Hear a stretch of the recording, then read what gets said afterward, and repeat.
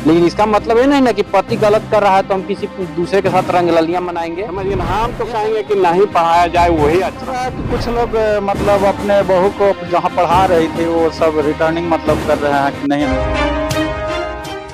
कि ज्योति मौर्य की जो कहानी है, ज्योति मौर्य ने जो किया उसका समाज पर क्या असर पड़ा?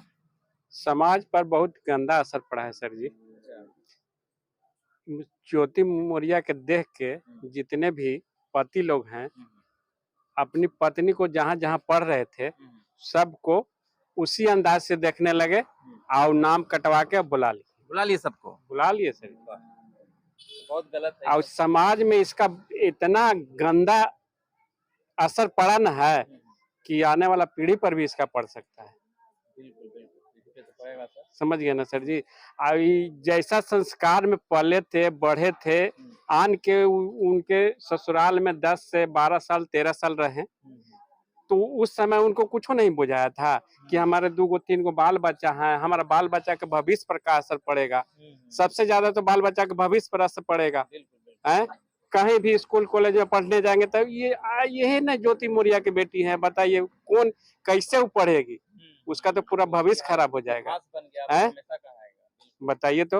अब कहे का मतलब है कि देखा देखी उनको देखा देखी कितने चाहे तो सुधार जाएंगे, नहीं तो फिर और ही बिगड़ी जाएंगे। तो आपका भी लड़का है ना? हमारा एक लड़का है सर। शादी हुआ? शादी ना अभी 6ठा 7वां में पढ़ रहा है। अच्छा, छठे सातवां में है। हाँ। चलिए कल को तो भाई शादी जरूर होगा। हाँ शादी होगा। बहू भी आएगी। पढ़ाइएगा कि नहीं पढ़ाइएगा? देखिए अब तो समय बताएगा सर जी। अभी आज होता है कि दिमाग में सेट हो जाता है कि नहीं कहीं तो हम अपना नहीं पढ़ेंगे। ना हमको तो 99% आशा है कि हम अगर हमारा चलेगा ना तो हम नहीं पढ़ने देंगे। समझिए ना, हम तो कहेंगे कि नहीं पढ़ाया जाए वही अच्छा है।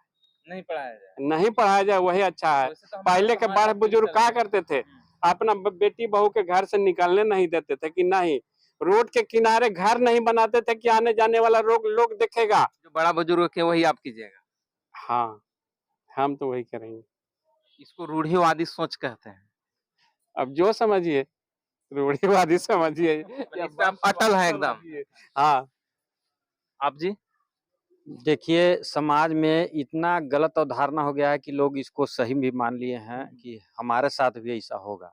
ये पढ़ाने के लिए नहीं बोल रहे हैं। वही गलत धारणा मन में हो गया है कि हमारे गलत साथ है भी ये। ऐसा होगा, ये बिल्कुल गलत है। कुछ आलोक का भी गलत होगा, हम ये नहीं कहेंगे, लेकिन ज्योति मौर्य का तो 100% गलत है। आप ठीक है घर में कुछ आलोक मौर्य किसी गलत उसके साथ कर रहा होगा, लेकिन इसका मतलब ये नहीं ना कि पति गलत कर रहा है तो हम किसी दूसरे के साथ रंगरलियां मनाएंगे। ये सही है? बताइए। तो ये सब रोकने के लिए जानते हैं क्या करना होगा?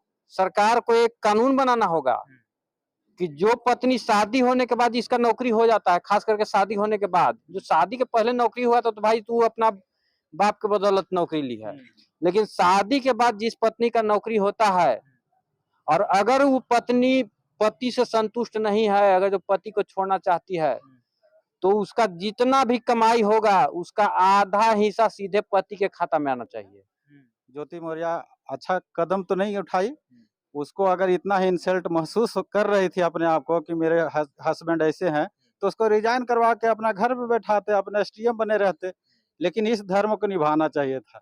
जैसे एक था ना, मोदी जी बोल रहे हैं बेटी पढ़ाओ बेटी बचाओ बेटी पढ़ाओ, लेकिन लोग अब कहने लगा कि बेटी पढ़ाओ बहू नहीं। क्या कहिए? ये सोच तो लोगों का गलत हो रहा है इस वीडियो को देख के, लेकिन ऐसा नहीं है। पढ़ाएं, आपकी बेटी हो या बहू हो, पढ़ाएं सभी को।